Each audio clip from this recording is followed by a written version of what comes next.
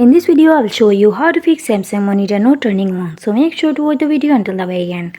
First, check for a power switch. Some old monitors have power switch on the back similar to the power switch on the back of the desktop computer. This must be switched on before the power button on the front will work. Many monitors have a multiple use button called a controller that power the monitor as well as access its menu. It's a button that can be clicked or pushed against to navigate and select within the menu. When the monitor is off, clicking the button will turn the monitor on. Second, test the outlet. Unplug the power cord for the monitor and then plug something else in the same outlet like a lamp. And make sure it's still working. Next, plug the power cord back and remove the power cord from the back of the monitor. And then plug it back into both the outlet you tested. Then the monitor itself is pretty rare for a power cord to go bad, but if you happen to have a spare one hand, you can try using a different power cord as well, and you can try purchasing a new one. Lastly, request service. If your monitor still will not turn on, visit their support center to request service, and that's it, you are done.